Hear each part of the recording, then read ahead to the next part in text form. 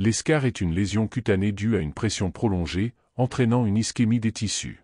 Elle survient principalement chez les patients alités ou à mobilité réduite et évolue en plusieurs stades, allant de la rougeur persistante à la nécrose profonde exposant muscles ou os.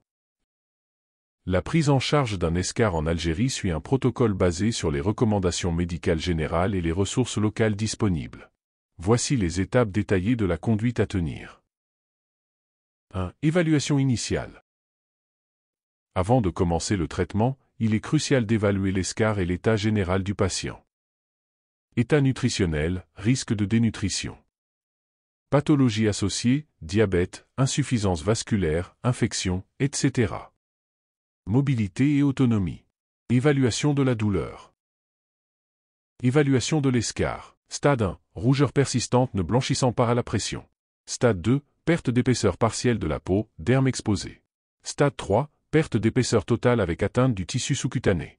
Stade 4. Atteinte profonde exposant muscles, tendons ou os. 2. Les mesures générales.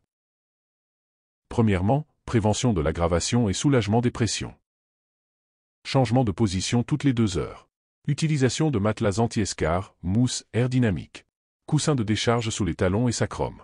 Mobilisation précoce si possible. Deuxièmement, amélioration de l'état général. Optimisation de la nutrition, alimentation riche en protéines, calories, vitamines A, C, zinc. Bonne hydratation. Traitement des maladies sous-jacentes. Troisièmement, gestion de la douleur.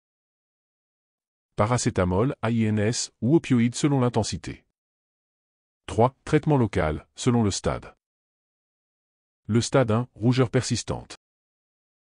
Protection avec des pansements hydrocolloïdes ou hydrocellulaires. Application de crème barrière, oxyde de zinc. Massage doux autour de la zone, pas sur la lésion. Stade 2, ulcération superficielle. Nettoyage avec sérum physiologique. Application de pansements hydrocolloïdes ou hydrocellulaires. Évitez les antiseptiques agressifs, bétadine et eosine. Stade 3 et 4, plaie profonde, nécrose possible. Détertion.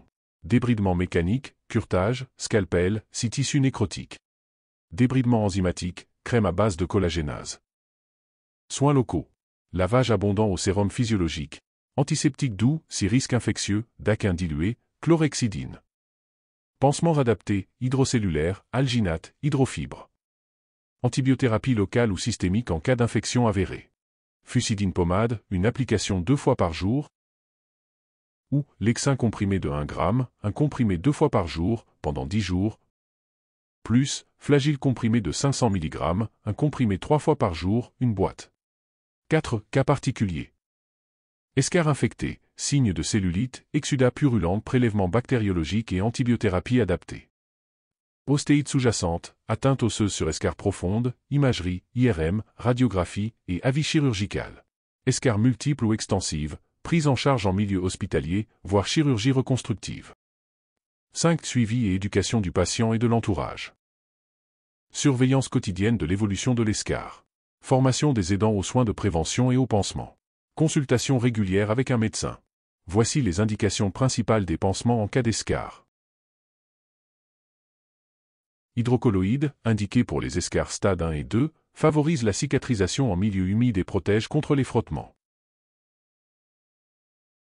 Hydrocellulaire, utilisé pour les escars stade 2 à 3, absorbe les exsudats et maintient un environnement humide. Hydrogel, convient aux escars nécrotiques ou sèches, favorise l'hydratation et le débridement autolytique.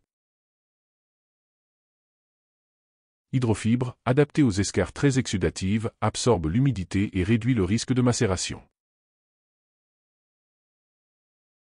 Alginate, indiqué pour les escars profondes avec exsudat et saignement, absorbe et favorise l'hémostase. Chaque type est choisi selon le stade et l'état de la plaie pour optimiser la cicatrisation. N'oubliez pas de vous abonner à la chaîne pour recevoir toutes les nouveautés.